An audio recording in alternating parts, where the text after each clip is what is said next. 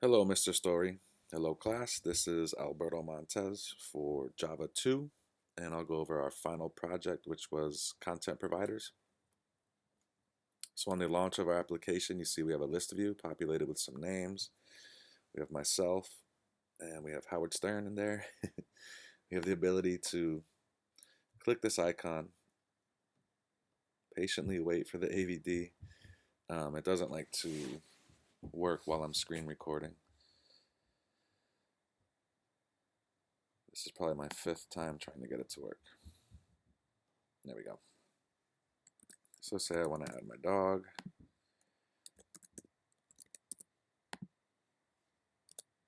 When we hit enter, he will be added to our list view. My detail view also acts as my update. So as I'm looking at the details, I can scroll through and update what I want. But say we want to get rid of Howard Stern, we just hit the delete button and he's gone. It reflects the changes.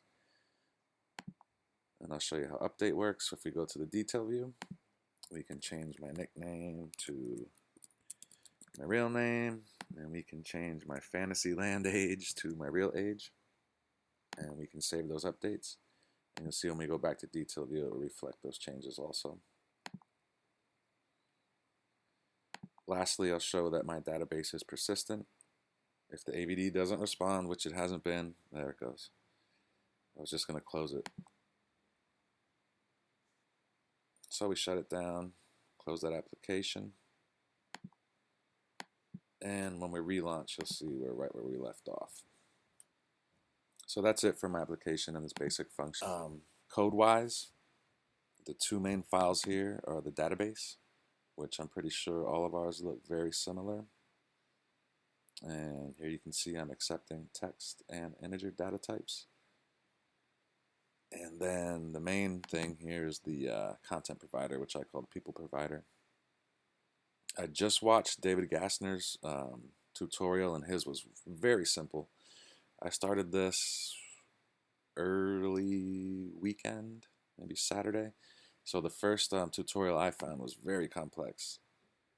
After watching Gassner's, I would like to change mine almost to implement his, but I think this is a good template in case I ever need to use something handling more complex operations. But if you go through the logic, we're returning the exact same thing in the Gassner videos.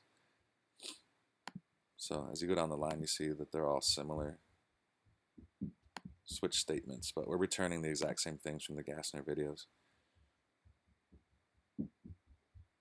But that's where all the CRUD is handled. So once these two were finished and working through lots of logs, rest of the application was pretty straightforward.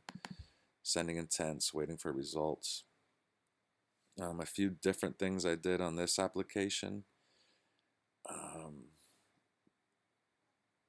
When I was sending intent to my detail view, since it was also acting as my update, and I was only getting this type result, I had to add an extra value in there. I'll show you. One is update and one is delete. So when we come back here, we know that we're receiving the results from our detail. But if that key equals update, we're running the update code. Else the key must equal something else, which is delete, and we simply delete. And also one very important thing I will show you. It's actually my detail activity. When we send a URI over here through an intent, I used a string to capture this value right here, which is literally the ID column name equals, and then we get the last path segment, which would be the row. So it would be ID equals 3, ID equals 4, whatever we're coming from. And that is very crucial in updating and deleting. Besides that, everything was pretty much what we've been doing the rest of the month. I'm glad it's over. I hope everyone has a great vacation, and thank you for watching. Bye-bye.